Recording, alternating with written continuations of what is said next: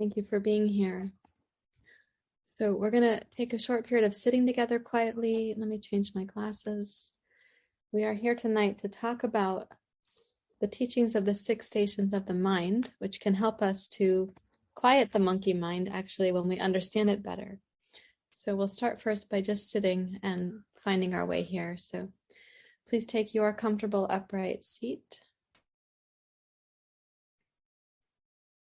Rest your hands in your lap if you like. Acknowledge your sincerity and dedication for being here. In Sanskrit, the word for sincerity is hri. It also means humility. The word for dedication is abhyasa. It also means commitment.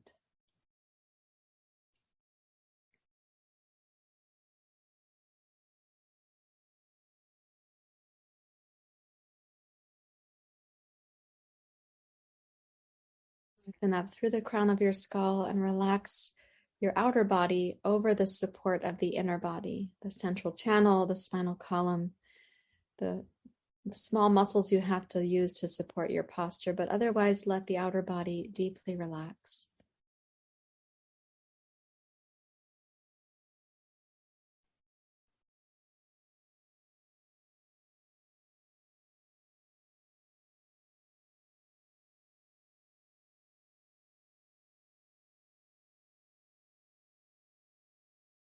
And soften the place between your eyebrows and over to the corners of your eyes.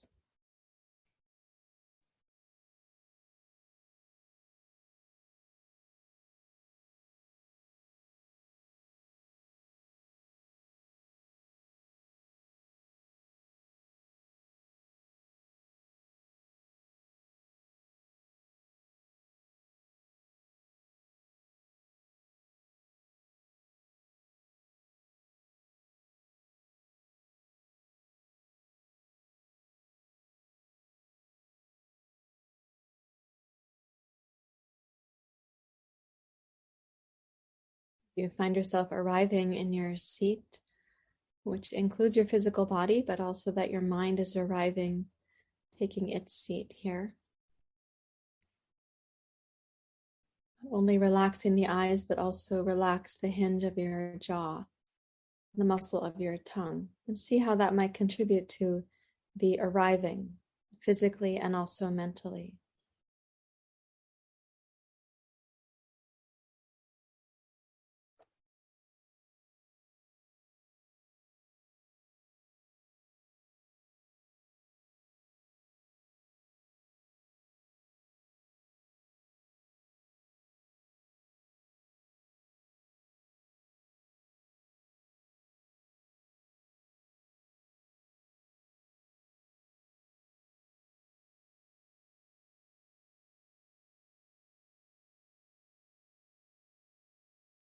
As you loosen the hinge of the jaw, also relax the inner ear, left and right.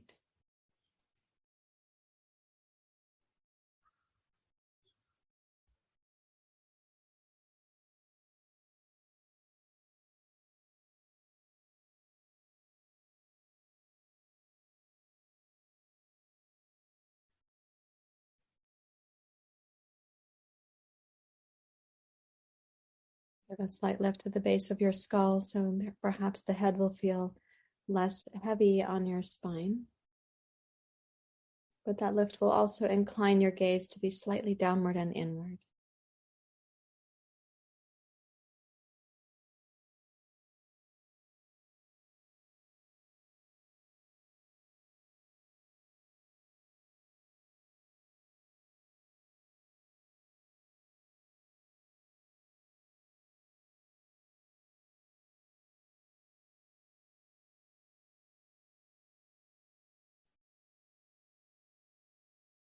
You're in the process of arriving physically and mentally. Now also release your shoulder blades, the space between your shoulder blades, and any unnecessary tension or apprehension in the heart.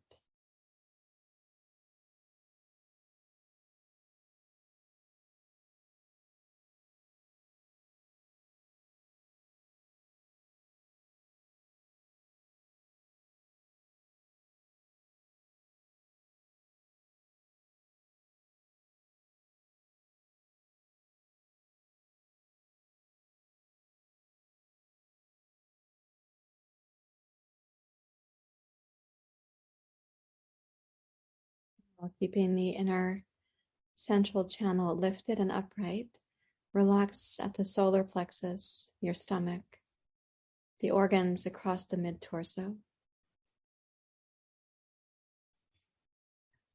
And see if your body will allow you access to the pelvis to take a seat in the seat of the self. Yoga calls that Svadhistana. It is the second chakra.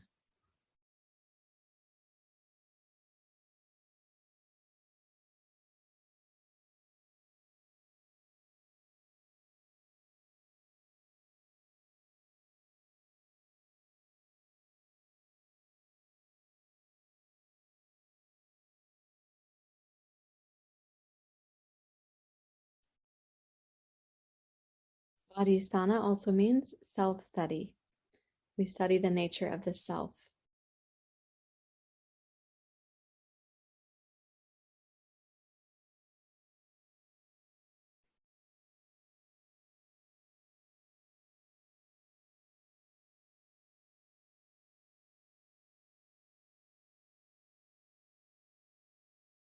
Finally, as you keep the inner central channel of the spine elongated, now deeply relax into your seat and your feet.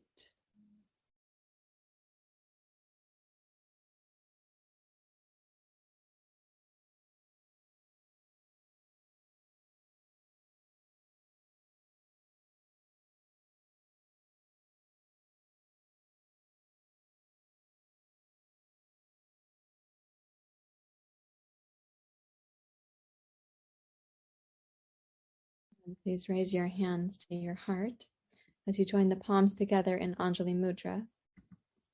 Leave a little space between the centers of the palms. That's where you place your intention. The word Anjali means to make a forward offering. So you can place your intention in that empty space where the palms don't touch.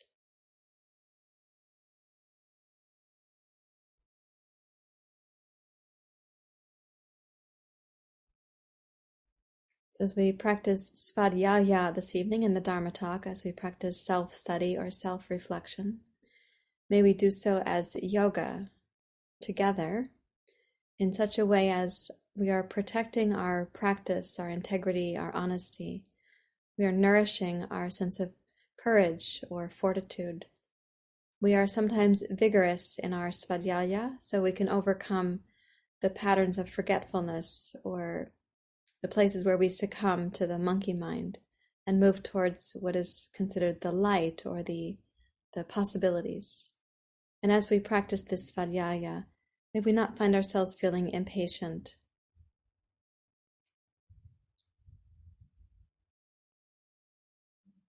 Om Sahana Bhavatu Sahano Bhunaktu Savidyang Karavavai Tejasvina Vadhitamastu Ma Vidveshavahi Om Sahana Vavatu Sahano Bhunaktu Savidyang Karavavai Tejasvina Vadhitamastu Ma Vidveshavahi Om Sahana Vavatu Sahano Bhunaktu Savidyang Karavavai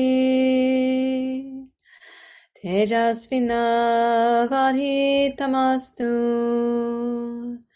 Ma Vidveshavahi Om Shanti Shanti Shanti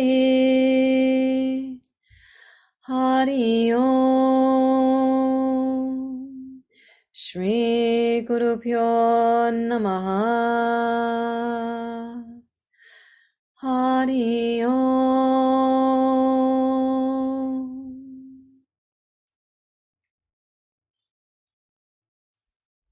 You may bow your head to your heart. And release your hands as you're ready to, and please open your eyes. So in the teachings on yoga, we find out in the first sutras, the first pada, that there are 5 kinds of knowing. And I want to make a distinction between the 5 ways of knowing and what I'm calling the 6 stations of the mind. There are also what we call the 5 causes of suffering. So to know those 5 and then to see where the 6 stations of the mind comes from is really helpful. So the 5 kinds of knowing, 5 kinds of perceiving something include clear perception, misperception, memory, fantasy, and deep sleep. So clear perception is ideal, it's recommended. There are 3 ways to come to clear perception as said in the Yoga Sutras. One of those is by direct experience. So that's considered the best option because with clear perception through direct experience, and what we mean by clear perception is clearly perceiving consciousness. So if you have direct experience of that, you're pretty far along. You're really celebrating, right? A second way to have clear perception is to see what might be perceived as the truth or consciousness or grace, to see it lived out in somebody else's life, to see how someone else is expressing that. Much like when people go to a 12-step program and they're not really sure what this thing called recovery or sobriety or sanity is going to look like. However, they can see it kind of working in the lives of others. So they have this hunch about what it might be to be a person living a more balanced life. And the third way to come to clear perception is by inference through an authority or a knowledgeable teacher or a text written by a knowledgeable teacher or a person who has some authority on a subject. So clear perception. This is recommended as the best of the 5 ways of knowing. You'd want to hang out in clear perception. You want to get there by one of these 3 means. So let's keep in mind this concept of clear perception is when we're likely to be feeling a sense of grace or consciousness or wholeness or interconnectedness. We're likely to have a sense of non-self, not to be so caught up in the narrative that we tell ourselves about ourselves. Sometimes it's called the emptiness of self, meaning the emptiness of the preoccupation with this self, the one that we feel like we have to decorate and improve upon and protect and hide certain things and bring forth other things, this particular self. So clear perception, we're trying to aim at in yoga, clearly perceiving the nature of what we are, not even really who we are, but what we are. And some of the great teachers say, you are consciousness itself. We could simplify that. If we're not ready to say that we're consciousness itself, we can say we are nature embodied. The reason I'm making that distinction there is that my kittens are also nature embodied, but they don't really have access to consciousness. I'm sorry to burst anybody's bubble about their kittens or their dogs, but there are some species on the planet who don't have access to this thing we call consciousness. Now, my teacher in Acharya, his name is Acharya, we call him Acharya, in Mysore, he likes to say, because we have this capacity, this possibility of clearly perceiving ourselves, we have this capacity to touch consciousness or grace, we ought to make the effort. My kittens are not in any particular strife about how much they're meditating or if they're making the right effort to experience consciousness or grace. So in a way, it's kind of a relief for them. It's a little bit more relaxing for them. They don't have the same struggle of strife for their identity either. And a lot of us struggle with our identity, with our narrative, who we perceive ourselves to be. So the second of the 5 ways of knowing is called misperception. And misperceiving ourselves is the first cause of suffering. And that is called avidya, the absence of knowledge. Vidya means knowledge or deep knowing or wisdom. So the first of the 5 kleshas is called avidya, the absence of knowing ourselves. So if we look at the 5 kinds of knowing, the second one is called misperception. When we misperceive ourselves or someone else, when we're feeling misperceived, we know how painful that is. So misperception is the second form of thought structures in the human mind, misperception. I recently have had the experience of misperception where a student or a client or a transaction with somebody, there was misperception and they were extremely fixed to their misperception. They were sure that their perception was clear, even though their perception was about something that I had done and I had not done it. It had not occurred. And I could completely verify it had not happened.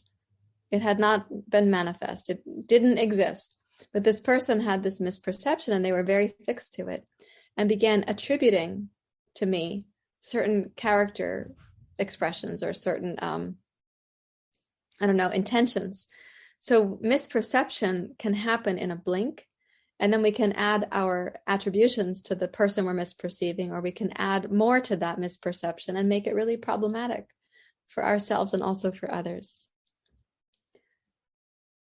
Now, misperception in forgetting our deepest nature, avidya, means it's a much bigger forgetting, a much bigger misperception, but it opens up the doorway for us to have these other forms of misperception. I misperceive you, you misperceive me, we misperceive the nature of reality, we misperceive our responsibilities for our society, we misperceive how much time we have and how much time we should dedicate to our practice. So in the 5 causes of suffering, avidya is really significant because it opens up the doorway for the other 4. But it's also significant because in the 5 kinds of knowing, misperception is one of the weaknesses in the human system. Now we could look at sort of minor ones, like the very common, a person misperceives the rope to be a snake. That's a very common, like maybe even a worldwide story. And it seems benign. I misperceived the rope to be the snake. Probably better if I think it's a snake, I'm going to move away from it because it could be danger. But I'm also going to be activating my nervous system for danger and threat. I'll move away from something, not towards it to find out. And if I have a way of living where I perceive a snake instead of a rope, and I do that all the time, I'm probably moving away from things, not towards them. I'm likely moving away from getting to know something or deepening my curiosity there. And having the nervous system be activated by the snake versus the rope, that can become a chronic way of living. So then we're chronically living in a kind of fight or flight, which is also, it's not recommended. It doesn't help us to come to clear perception. And it will deepen the sense of avidya, the first of the 5 causes of suffering. So second is misperception. The third kind of knowing is called memory. And the word for this is smriti, which is a word I like to pronounce. So memory means remembering that you're on the path of yoga. Memory also means having a kind of remembrance that which you can clearly perceive is there even when you are forgetting it. So for example, if we clearly perceived, let's use this curtain for an example. Let's imagine that you could clearly perceive Mount Hood, not my neighbor's house, because it's actually my neighbor's house. So let's imagine that you could clearly perceive a mountain beyond this curtain, and then the curtain comes across. Your memory, your smriti, helps you to remember that there's a mountain behind the curtain. So when we have a curtain fall in front of our face, when we're in that avidya, and we stay there, we're going to forget the mountain is there. And we're going to think actually that the mountain is only there when I move the curtain. It only shows up when I move the curtain. Otherwise, it's not there. And that would be further misperception. So when we're using memory or smriti, We are remembering, even when the fog has set in, even when we are lost in our own monkey mind, we're remembering that there is this thing called consciousness, grace. There is a mountain beyond the curtain. There is grace or love beyond the mental insanity that I'm generating. And I'm going to call it insanity in the realm of when Rumi, the Sufi poet, Rumi, when he talks about this kind of insanity that he says this in one of his poems. He said, I have lived on the lip of insanity, wanting to know reasons. I've been knocking on the door. It opens from the inside. I have lived on the lip of insanity, wanting to know. I've been knocking on the door. It opens from the inside. So all this time he's knocking on a door, hoping it's going to open from the other side, and living on the lip of insanity, as he calls it, because I want to know, but I'm caught up in misperception. So smriti is the memory that helps us to have this constancy of awareness of what's beyond the curtain. However, smriti can also be like, I'm living in the past. I'm caught up in past memories. My life is filled with past memories that are pleasurable and I want them to repeat. So now I'm in the past, wishing that the past would come back. I wish I was the me before I had an accident or a hip replacement, or, I wish I was the me that, wish I could go back and redo that part there and make a different decision. Or we're living in a painful past memory. And sometimes that is happening because the painful past memory is still seeking resolution or healing. So we can kind of activate our past channel and get caught up in the past pain that isn't yet resolved. Or we have past memory that has become a belief system. And so we live with these sort of core beliefs about ourselves, and we take those to be real because they've been there for so long, they must be real. For example, your fingernails have been here for a long time, but they're ever changing. They are not the ones you were born with. That's why you have to clip them, right? So, but we can end up in this situation where we have a past core belief that we haven't outgrown, and it's about ourselves. It's a core belief that we deeply believe to be true about us. And sometimes it has this overtone of how we are flawed or how we are not grace. Even if there's a mountain beyond the curtain, the mountain wouldn't include us. So this kind of past or memory is really unhelpful because it keeps us stuck. We call that being tamasic, you are stuck. Okay, so that's the third kind of knowing. And the fourth is called fantasy or imagination. The word is sankalpa. And this fantasy, we're pretty good at generating fantasies. We can daydream, we can imagine from a story somebody else told us. We can imagine a certain beach with a certain color water, with a certain perfect temperature, and a certain, like, no other people around. And we imagine the beautiful part of that. We don't imagine the sunburn we're going to have. We don't go, when we're having a pleasant fantasy, a pleasant kind of imagination, we're not also like, well, and where's the potable water going to be? And am I going to get a sunburn?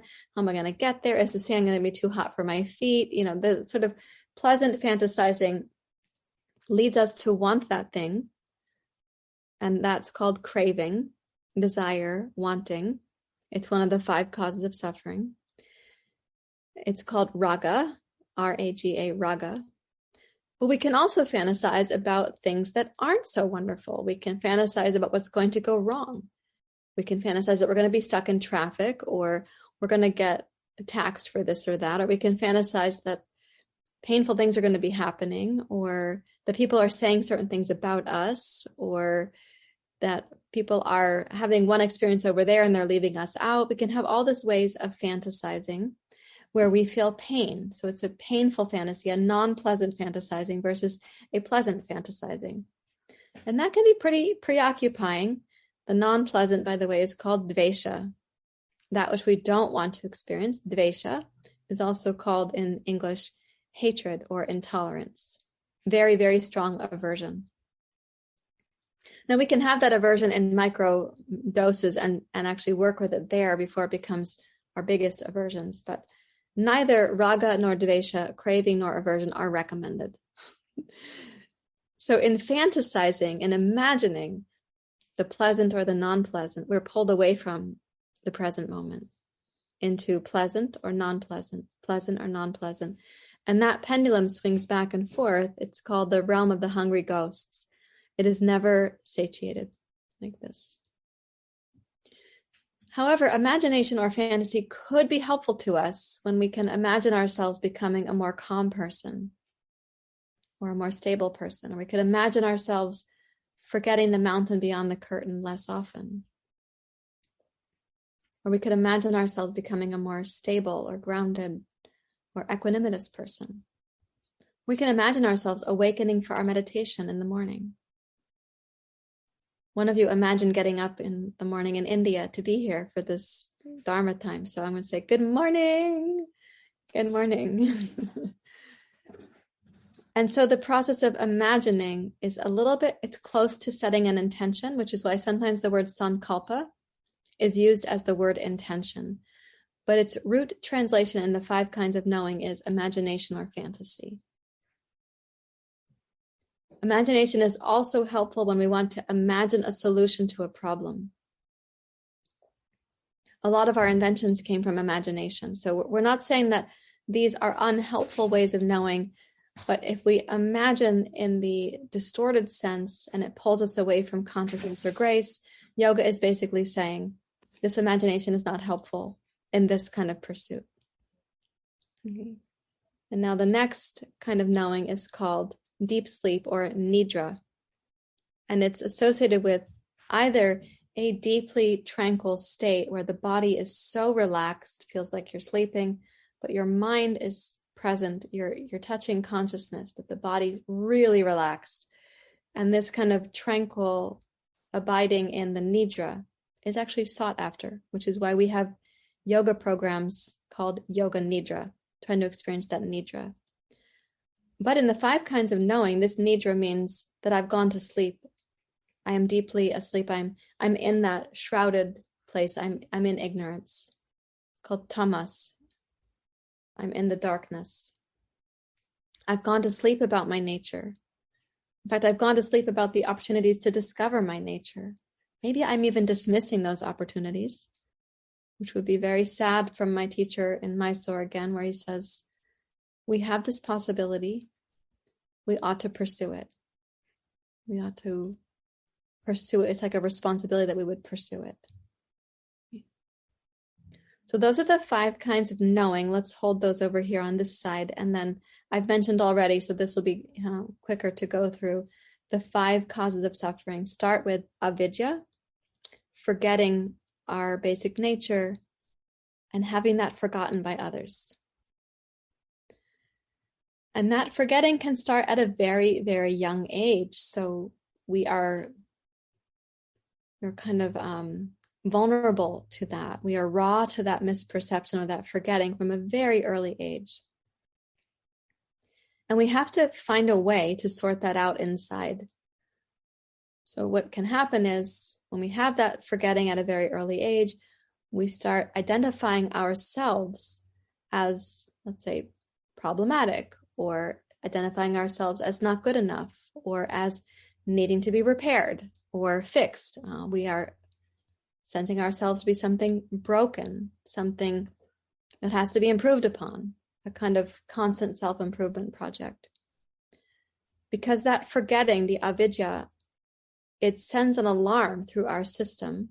Your brain is going on alarm and is trying to identify you in this, what they used to call in Western psychotherapy, you're in this undifferentiated ego mass. That was the word for it, undifferentiated ego mass. You're like this lump of clay, this mound of possibility, and yet you don't have a sense of self when you're born because you can't really orient like that. The brain's not designed for it.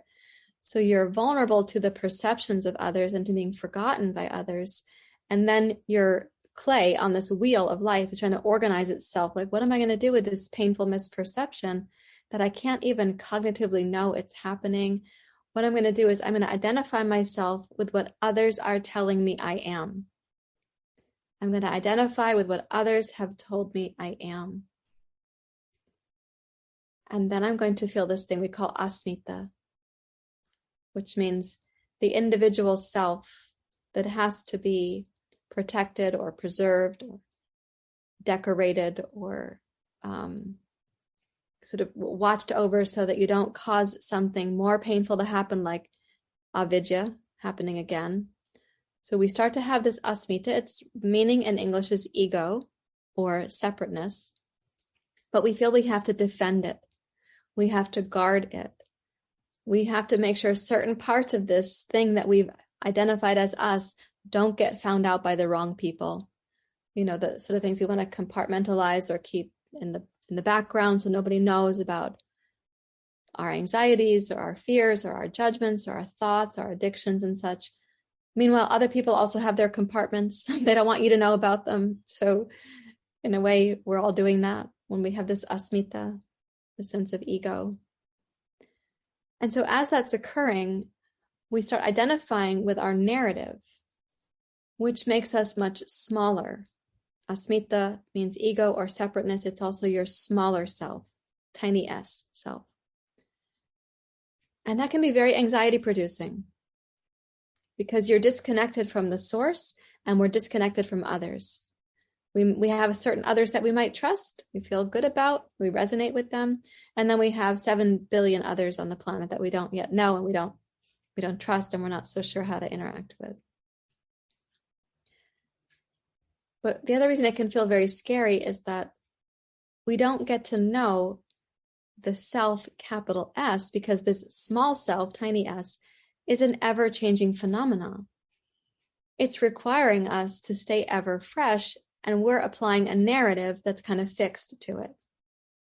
And so that can feel very painful because you're actually meant to keep growing and evolving as a person. And you are an ever unfolding process. You aren't the first narrative that you adopted inside, and then it's kind of invisibly guiding your life like a marionette with the strings for the puppet. And if we don't know that about ourselves, we can feel this anxiety about the self, that we want to protect and preserve and hide parts of it, and then decorate, amplify, raise up, and sort of sometimes even push forward other parts of it. And there we see what our society looks like when we've all basically forgotten the essential nature of who we are.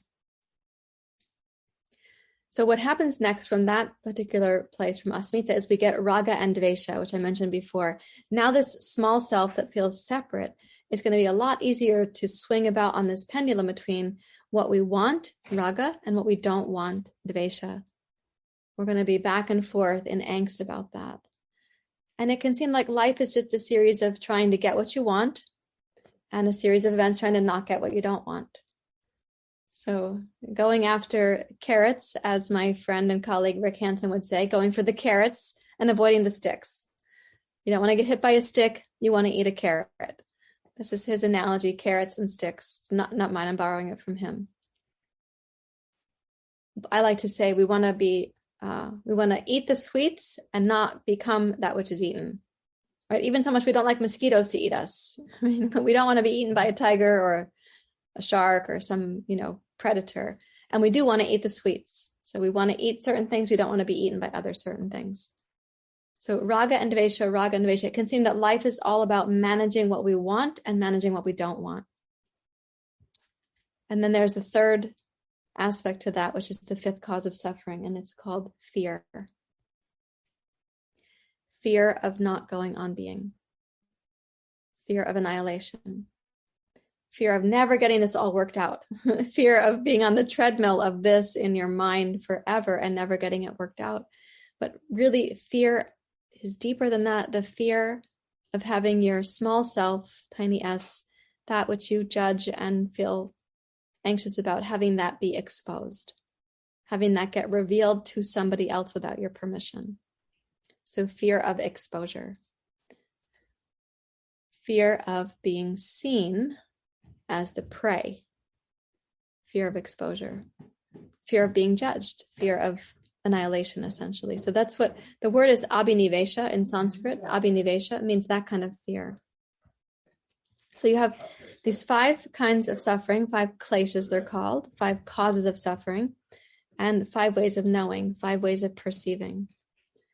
And if we kind of overlap those things, we're going to have what I refer to in English as the 6 stations of the mind. And they are past and future. So like past memory, future fantasy, past and future. Self, me, and other, you. And Asmita, the word that means ego, makes both of those because it causes this separateness. So now I have a self and I'm calling you other. You have a self and you call me other. And then likes and dislikes, the wantings and the not wantings. So if I had a chalkboard, I would draw you a circle and I would write self and other on 2 sides of the circle. And then on the other top and bottom, I might write past and future. And then in some other part of the circle, I'd write likes and dislikes. And then if you drew a line of the normal, unconditioned, unmeditated, unsupervised, not untrained mind. So this is the average mind, untrained for meditation or mindfulness. If you drew a line between these 6 stations, it would go like self and other, likes, dislikes, past memory, future fantasy, back to the self, feeling inadequate, compared to others, not wanting that experience, feeling afraid it's going to keep going on because in the past it did that, now it's going to happen in the future. And you'd soon see a lot of scribbles covering in this circle of past, future, self, and other, likes and dislikes. And it would look like this.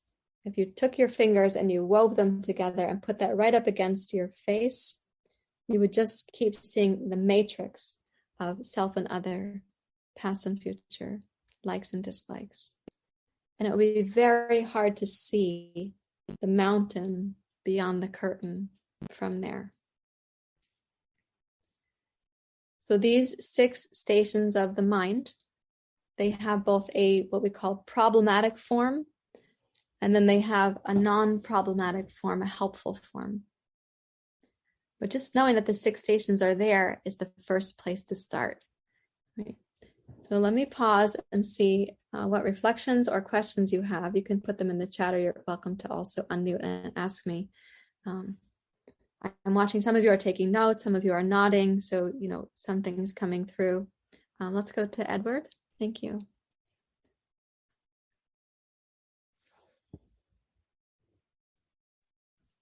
Thank you.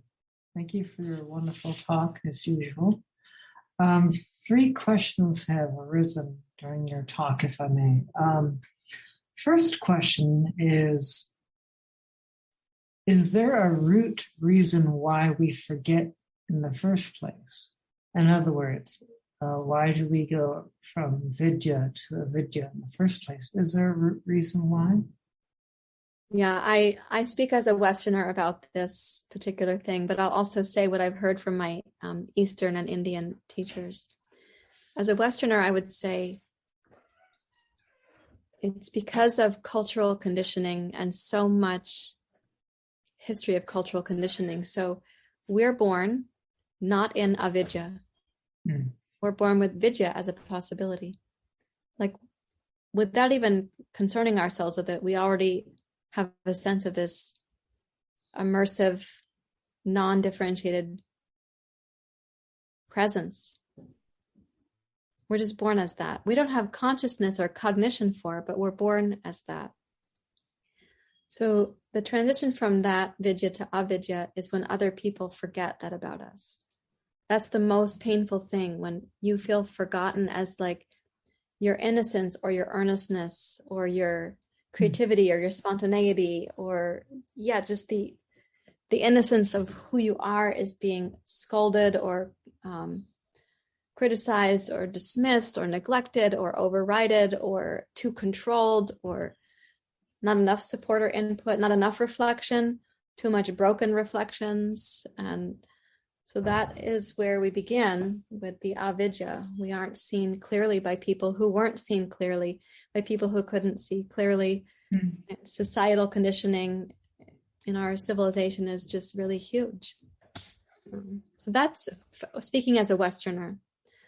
I suppose what my Indian teachers might say, and speaking from an Eastern view, when you go from vidya to avidya, there's this theory that consciousness is kind of playing hide and seek. So there's a word called maya, which means illusion. The illusion, they describe it as this whole thing that we're seeing out here is an illusion. And what is meant by that is the way we see all of this as separate is an illusion. That we actually are this natural effulgence of life. There's a second word called lila that means the play, right? And so there's this theory that in the lila, in the play or the dance of life, consciousness enjoys playing hide and seek because it's really fun to be found. This is as some of my teachers have said to me over the years, that consciousness enjoys playing hide and seek. It's so much fun to be found once you've been lost, but you're found. So it's getting hidden and we're seeking it. It gets hidden and we seek it. And if you watch parents and children now coming to the Western, if you watch a parent and a child playing hide and seek, playing that kind of peekaboo, if you watch them when they're attuned to each other, it's so fun. If you watch them and they're not attuned, it's painful. The infant isn't quite getting their needs met. If you want to understand what that pain looks like, you could look into a research study that was done called the still face experiment. So in the still face experiment, the mom and the baby were interacting and they used a split screen side by side. So you could see the baby's face and you could see the mom's face. And you just watch these split screen moment to moment interactions. The mom and baby are interacting, and the researchers planned this. So after a couple minutes of the mom interacting in a really intimate and affectionate way, they asked her to make a still face. And so she made the still face. And even watching this for 10 or 12 seconds as a graduate student, watching the film of this, it's really painful because the abrupt change, the child doesn't quite get it at first. And you know, as a graduate student and as an adult, that they're running an experiment, but the child doesn't know anything about it. And you watch the child's fear and terror. The child tries to get the mother's attention. She's required to have a still face for a minute. It must be so hard to be her because she's in research study. She's participating, and the child is then escalating and trying to get there. And then they start getting frightened and sad. They look about. They become bereft, and they go from fight, flight to freeze, collapse. And when she's allowed to bring her facial expression back, she has to make a repair with the child. The child is being remembered, and the hide and seek, the reunion, is really super important. So in that particular experiment, and if you want to research it online, I think you can find it. It's called the still face experiment. If we imagine that it's painful for the child when the mom goes to the still face, and we feel that pain in ourselves too, it is theorized that consciousness might enjoy the lila, the play of hide and seek. Not to the extent that this experiment was running it. But sadly, a lot of us are living in that kind of experiment. We don't feel like we're getting seen or that we were seen positively or consistently or in a tuned way. And then we're afraid of being seen in an ugly way. We're afraid to be seen, that somehow people are going to find out something about us. So I hope that kind of Western, Eastern view works well enough together for your question there. And you had a couple of yes, I had 3 questions that I think your nice answer actually answered a second one of the 3, which is vidya considered inherent or cultivated? And it sounds like it's inherent. Avidya happens inherently.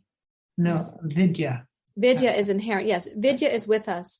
But then when avidya happens in that earliest life, it becomes an inherent, implicit, intrinsic felt sense of ourselves.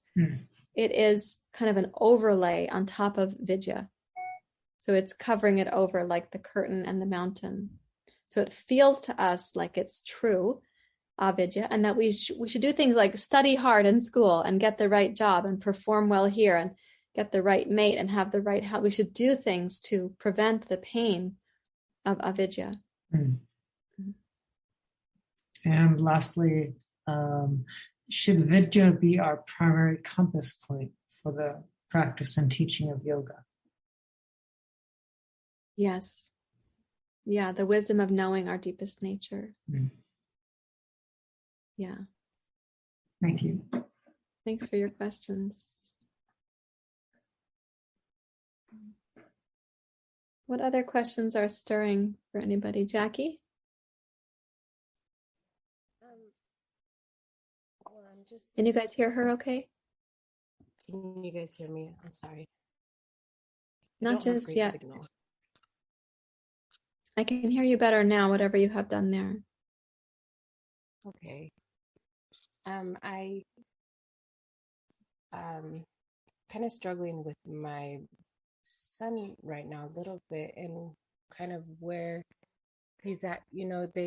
He's 12, turning 13, and he's asking about kind of all these labels about who he's supposed to kind of be, which is really interesting, seeing him try to navigate being identified as something in this world.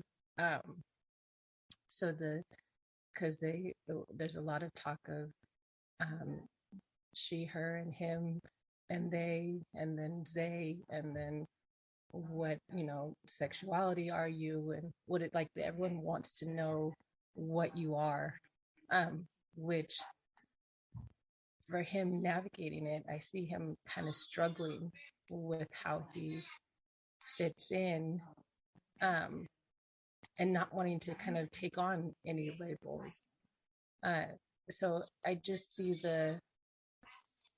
how it's interesting, how it's helping people feel more at home, and maybe, but there's also a confusing piece of it for the kids growing into it and almost feeling like they have to choose.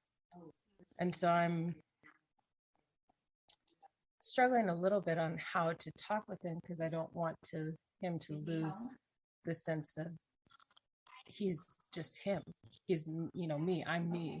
I just am, and how do I cultivate, you just are, and that's okay. I'm not sure if all of that came through.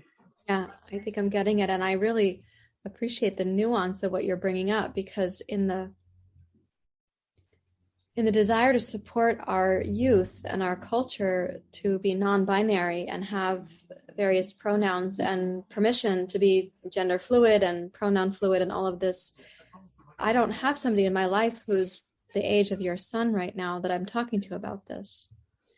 And what I think you're pointing to is that while there's a lot of freedom and beauty in that permission to explore, it sounds like your son is feeling potentially confused and or pressured to choose how he's going to be orienting, and he can't yet really know that.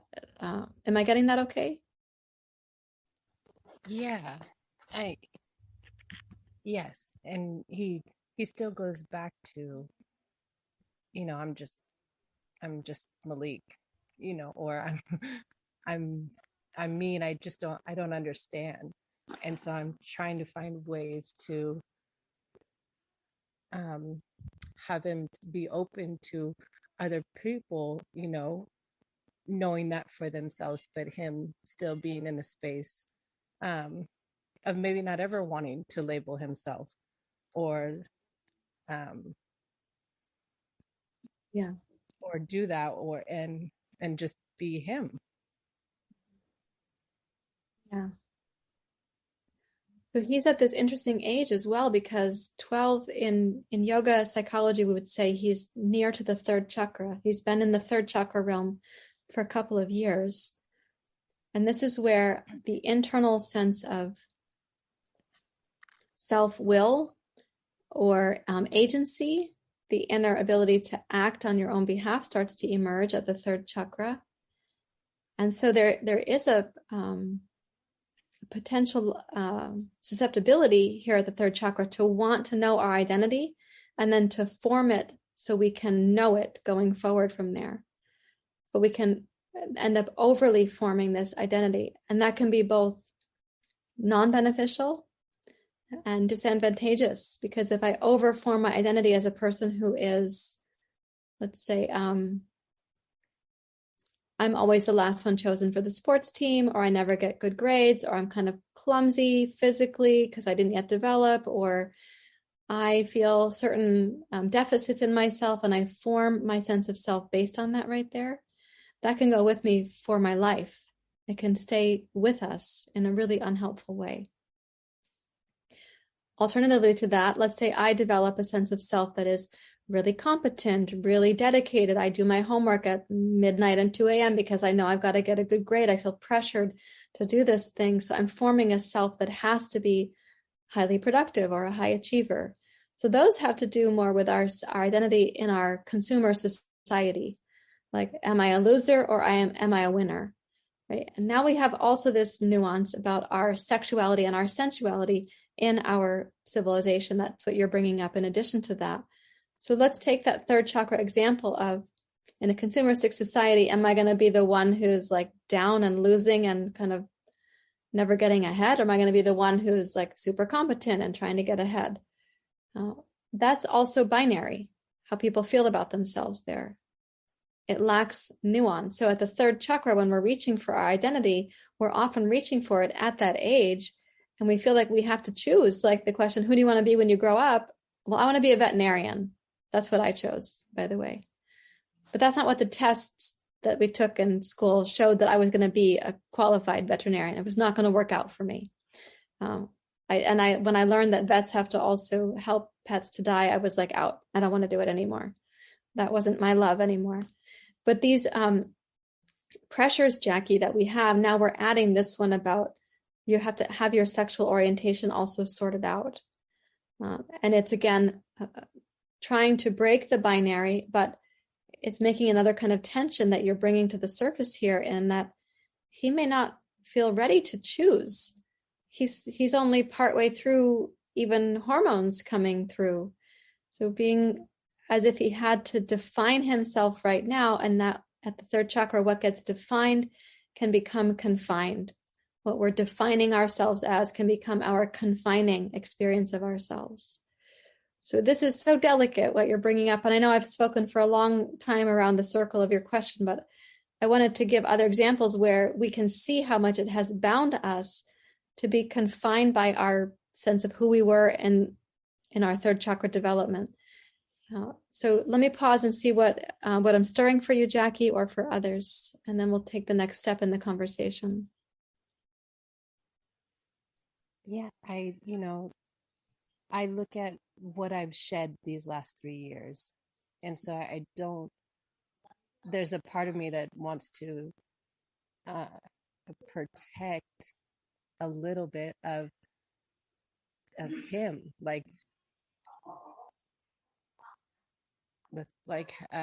protect that he just is, no matter what. Because I know how much I did because of all of the stuff that I thought I needed to be. Yeah.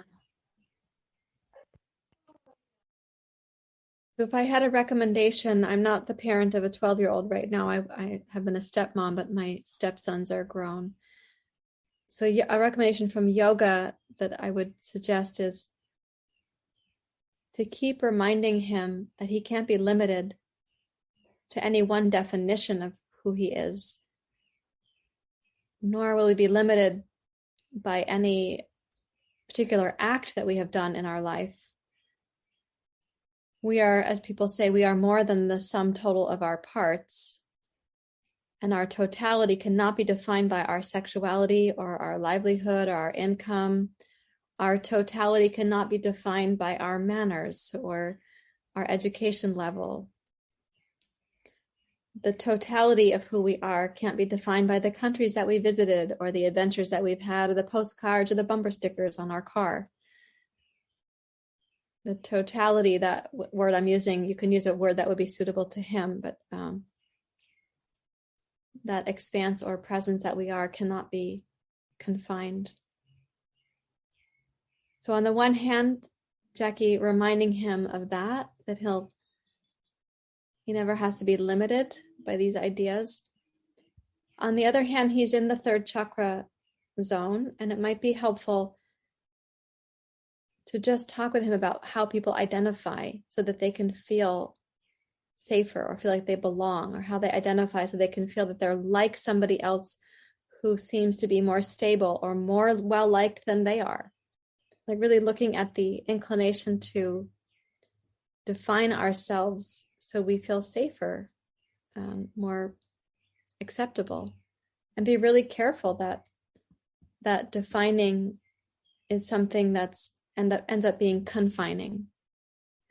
I hope that's helpful at the moment. And then Cam said, American society puts imbalanced pressure on youth to grow up too quickly. Yeah, it is the most extremely individualistic society on earth by a long shot.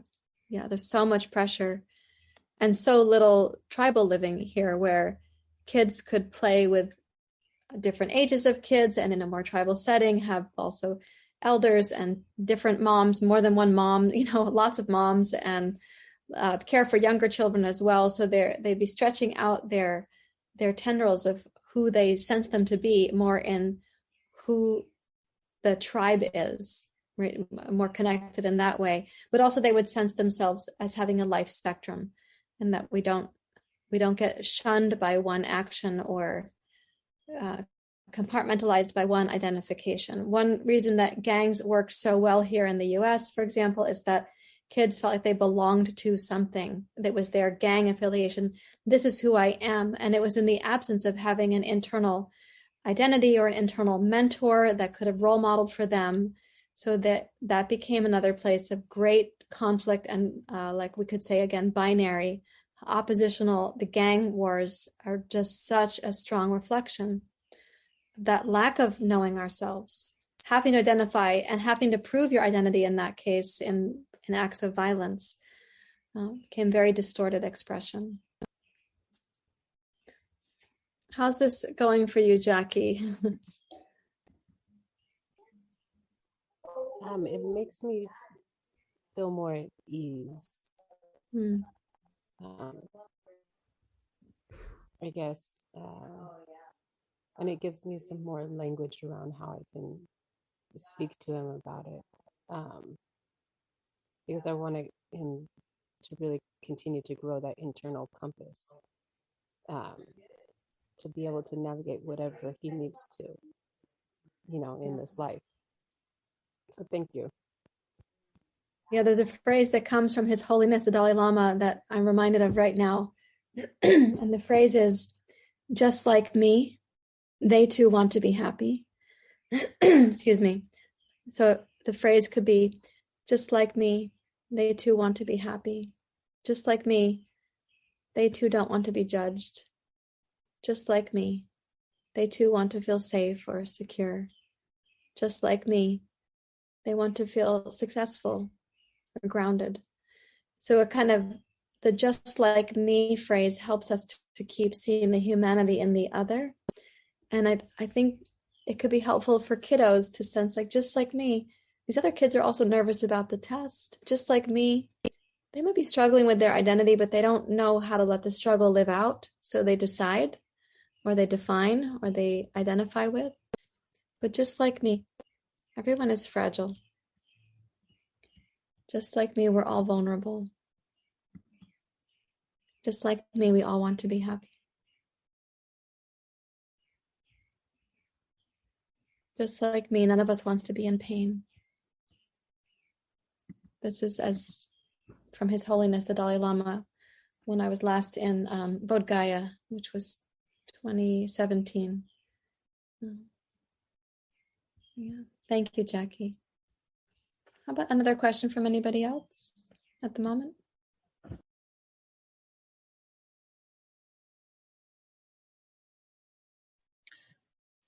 So I think it's really important that I think you did a nice job of framing for Jackie.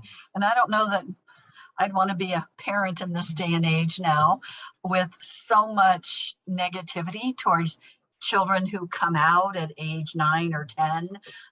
One of my nurse colleagues who was very accepting of her only son, who is 11, said he came out at age 9. But he's experiencing at age 11 a lot of both physical and verbal bullying. And about a year ago, I decided, while you can see on my little name thing, it says she and her. That's because the university wants us to do something to be more inclusive or whatever.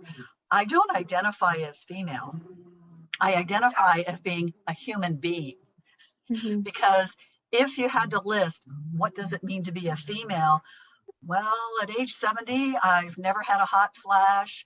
I transitioned really nicely from whatever to menopause, and I've got all my body parts, and, yeah, I have some forgetfulness at times, but I will wear some dresses or skirts, but I'm more comfortable in pants, and I wanted to be an astronaut. Yeah, except I get dizzy, motion sick, even though I was told I couldn't because I was a girl, at age 16 when I said I wanted to be an astronaut. But so I truly feel the way to feel part of a tribe is to say, we're human beings. We're all human beings. Some of us are gifted or blessed or endowed to have children, and some are not, and some come with this or that, and we all are all different shapes and sizes and varieties and genomes and all, but we make up the entire planet.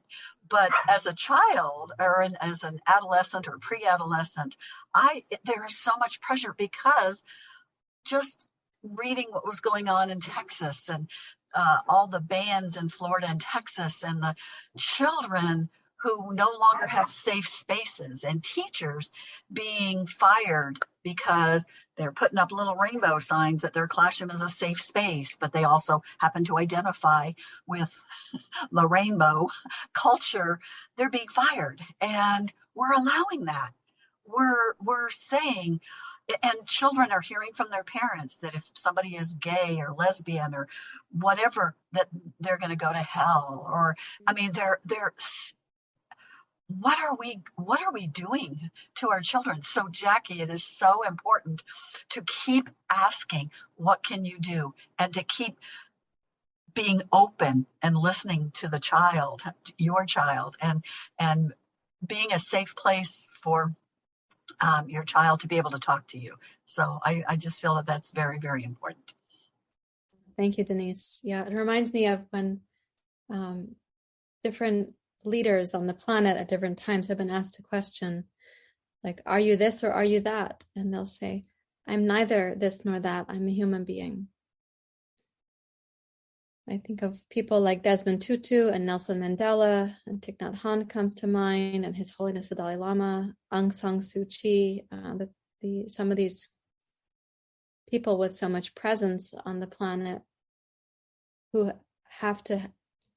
they've been somehow plopped here to navigate high-level conflict and adversity, and yet when asked about their association with one side or the other, they're able to say, I am neither. I'm a human being.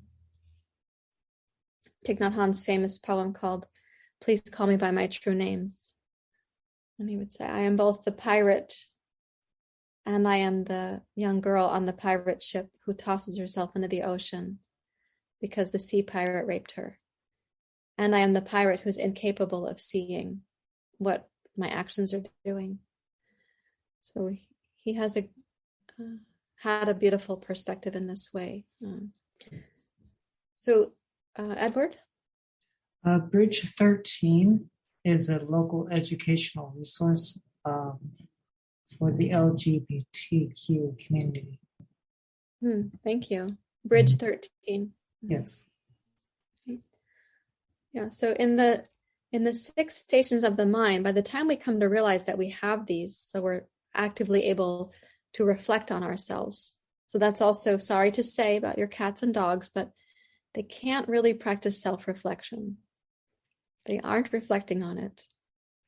I know we'd like to attribute it to them, but they're not doing so. They have a mammalian brain. They didn't get much neocortex upstairs.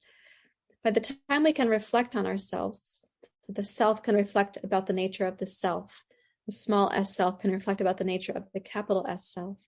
By the time we can do that, we already have pretty well entrenched past and future self and other likes and dislikes. So each one of those has a vulnerability or a susceptibility to it. Like past is getting stuck in the past rumination, past fears that we're afraid are going to happen in the future, a feeling that our past somehow didn't give us a good foundation, we're never going to go anywhere, being lost in past painful memories, or living from beliefs created from pain from the past. The future can be very susceptible to over-planning, hyper-planning, fear of the future, fear of the unknown, fantasizing for the worst outcome, sort of like catastrophizing. These sorts of reflexes are there. With a sense of self, when it's painful, it can be things like self-criticism or self-condemnation, self-abandonment, self-denial, the pressure about ourselves, hiding the self, all these sorts of things. The difficult experience we have with other is they look like a competitor, they look like not a collaborator or an ally, but somebody to be feared, somebody to be competed against. It can really be like other is, I should be afraid of you or aversive about you, or I should want you. So we're going into desire, fear, and aversion with other. That's very unhelpful because we can't collaborate from that standpoint, and other isn't a safe presence in our life. And then when we have likes and dislikes, you've heard me talk about that tonight already. So those are all very unhelpful ways where these 6 stations end up provoking our out of balance self, our distorted self. Now we tend to, when somebody comes to see me for yoga therapy, let's say individually, we tend to have a certain pattern that we hang out in. Like some people are very future fearing and other envying, and their inner sense of self is filled with criticism. And that might make a certain pattern on their matrix of the 6 stations of the mind. They fear the future, they envy others, and they have a sense that they're worth criticizing or condescending. Other people may have a sense that like they're amazing, or they have to stay amazing, and they have to keep doing that because that's the way they got the carrots as a young child. So they like everything depends upon their competency because that's what got reinforced. And as they're doing that, and they're in their thriving place, they're like, this is working. But as it starts to break down, life changes, and we have different stages in life, and we age, and in this society, we aren't as valued. As that starts to happen, that person will struggle with, what is my future? What am I doing? Why was I working so hard? Well, others reinforce that for me. Well, who am I really? Like they start unpacking, reflecting the small self as reflecting on the big self. So the pattern that we develop, we are pretty well doing that dance without consciousness or cognition until we're in enough pain to practice svadhyaya. And then we start studying. What is actually going on with me? What is my mind doing here? And it turns out that all 6 stations can be amazing resources. Each of the 6 stations of the mind is a resource. Like other becomes a collaborator, an ally, a companion. Future becomes something that we can wisely steward and have good foresight about.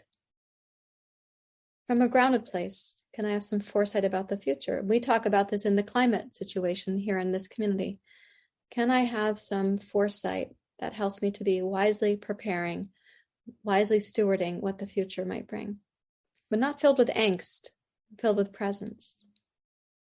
Can this self have a sense of permission for self-care, clear boundaries, a sense that I have to, in a way, protect the sovereignty and vitality that I was born with so that whatever I'm meant to contribute is going to come through, rather than being dissipated by a lot of noise about who I am.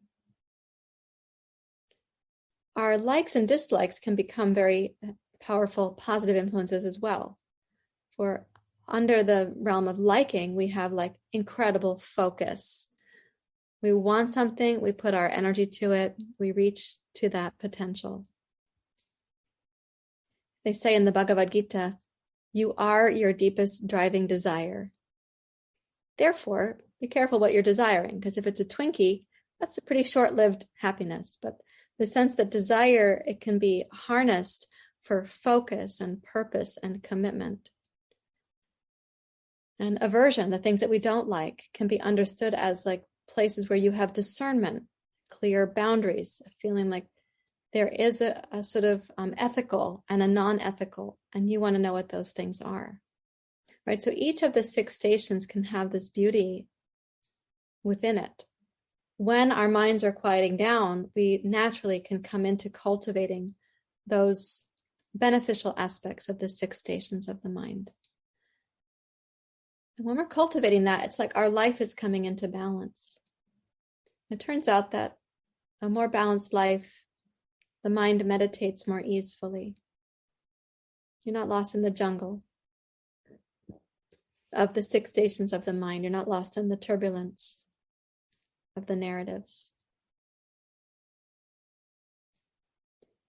To be clear, it has nothing to do with suppressing or denying or dismissing. We're not spiritually bypassing the inner work. Svadhyaya is actually very hard work. Let's say for someone who has high anxiety about the future, for them to practice not letting that anxiety take over is vigorous. It is a vigorous, mindful, purposeful undertaking. For that person to practice cultivating a relationship with the future that is, they welcome the unknown, that is going to feel terrifying in the beginning of Svadhyaya. So could they practice a tiny slice of that just for tomorrow, the unknown of tomorrow, the unknown of the next hour? Right? So for each of us, the way that our pattern got created, it's likely trying to help us get away from fear and the 5 causes of suffering. So changing it is going to require vigorous and courageous effort. That's why we say, Savidyang karavavahai. Savidyang. Can I be vigorous? Can you help me? Saha means together. Can you help me to be vigorous when I need to be? Courageous. Like these warrior poses, the Vira or Virya poses. Can we be vigorous when needed?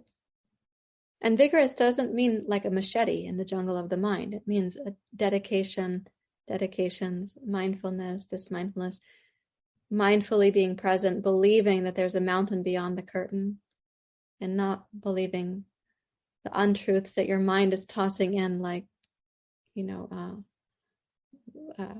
heavy artillery. So it turns out that mindfulness is really, really key to clearing up the center of that circle that I was drawing earlier, the pretend circle. Mindfulness is really key because of how it slows down the brain and gives us back to ourselves in the present. So anything you'd like to share from that perspective?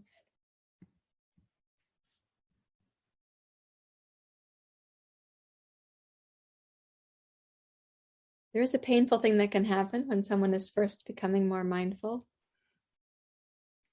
When they fall from it, the pain of being lost in the 6 stations feels more painful than it did before, because we were acclimated to it before. And so I have a good example from a student in my Hunger, Hope, and Healing program. She's in her 10th week of the program right now.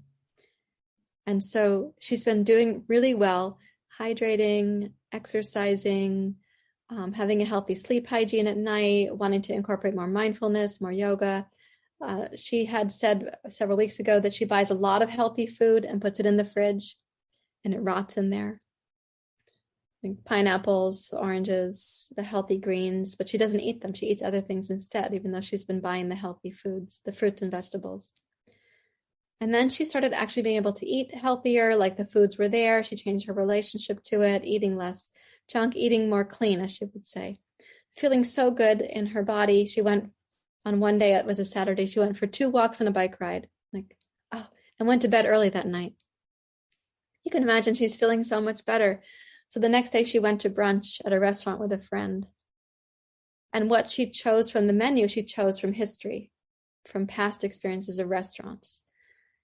The thing that she can't make at home, it has a lot of cream and spice and salt and all these like heavy, rich things that she wouldn't know how to cook for herself, plus an appetizer, plus dessert. She ate as much as she could. As she said to me, I ate until I couldn't get anything more in. I just was shoving it in and I couldn't get anything more in there, she said. And then I felt terrible. But she knew she felt terrible. And 4 months ago, she would not have known that she felt terrible. In fact, she felt so terrible on that Sunday brunch that she felt terrible for the rest of the day. And she saw that she made more poor food choices throughout the day. And then she felt really terrible on Monday and did not go to work. And she's somebody who works doggedly hard. She was actually at 9/11. So she is a rescuer. She's been a firefighter. She is a hard worker. She's from New Jersey now, but she was at Ground Zero at 9/11.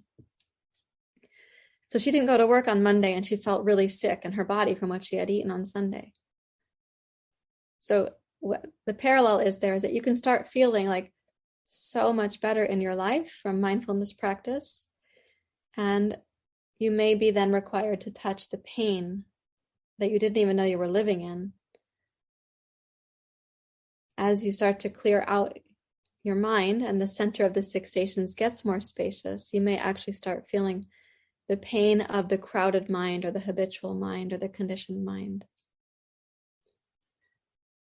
Between now and there, you might have physical symptoms that tell you that your mind is going crazy on the 6 stations, like a stomach ache or a headache or anxiety, becoming more judgmental or more sensitive to certain stimulus. Those are symptoms that tell us, oh, my body is telling me what my mind couldn't hear because my 6 stations were so crowded close up to my face, I couldn't see past them. Is this analogy translating okay between the food and the mindfulness you're following? Now, some people will just be like, well, fuck that. I don't want to feel so good that I have to feel so bad. I'm just going to eat the way that I used to eat. This is too hard, because she's done the other kind of eating for decades. This will be too hard. If I have to feel so crappy, why would I want to do, the good things? Well, you were actually feeling really tremendous, and you made a choice that gave you a real learning opportunity. And the learning is also that her body is cleansing and no longer wants to digest those things. She can no longer tolerate them. That's a real sign of health too.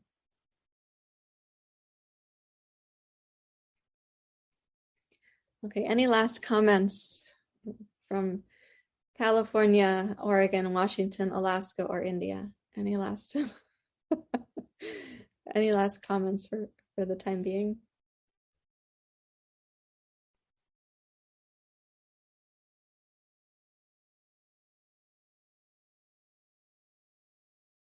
How about if we sit together then and enjoy what's at the center of this circle? Remember, even now, you guys, it's dark outside, but if I pull this curtain back, there would still be a mountain back there. Right? Remember, it's just a curtain in front of a window. So let's sit for a few minutes together, please. Come back to your comfortable and upright seat.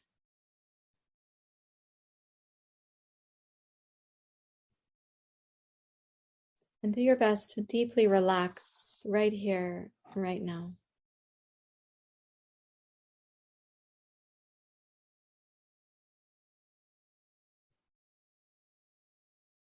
And in that relaxing inward and downward, remind yourself that clear perception through direct experience is the most recommended and eradicates all 5 causes of suffering.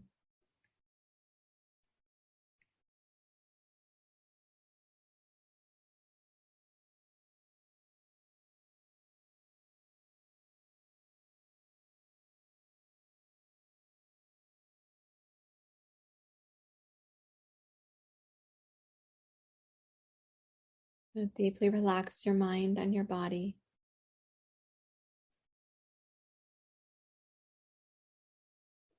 Invite the possibility of this clear perception, pramana, to remind you what is most precious.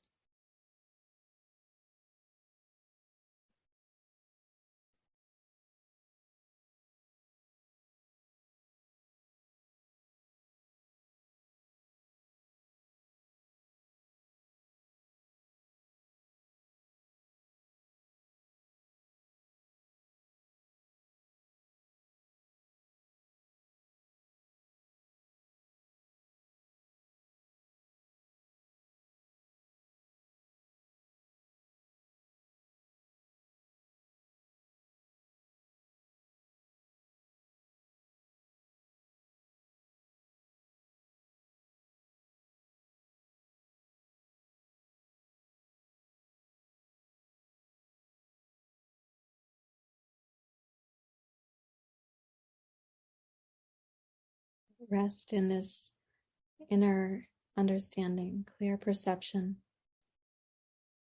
the most precious.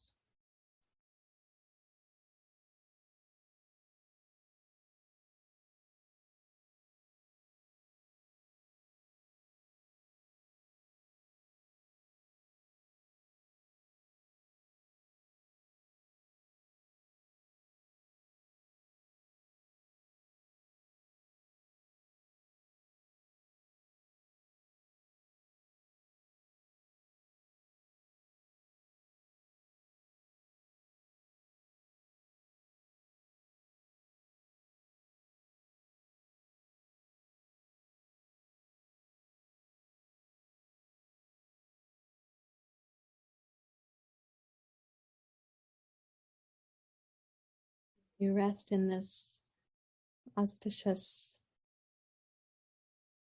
hopefulness about clear perception. Without opening your eyes, imagine that others too, not only us, but around the world, they want to sit in pramana, in clear perception.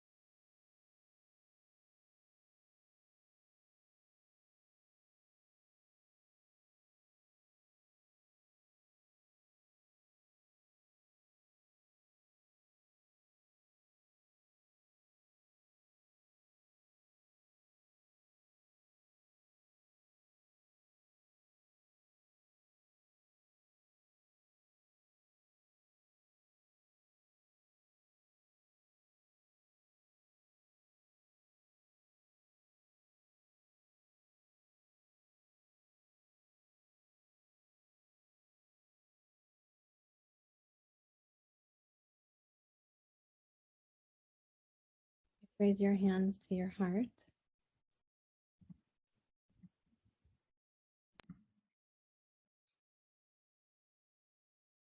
May our practices and our studies and our chance to be here together, may it help us to sort through what is true, what is untrue, what is real, what is unreal, what is finite, what is infinite, what is darkness and what is remembering. Om Asatoma Sadgamaya Tamasoma Jyotirgamaya Mrityorma Amritam Gamaya. Om Shanti Shanti Shanti. Hari Om. Shri Guru Pyo Namaha. Hari Om.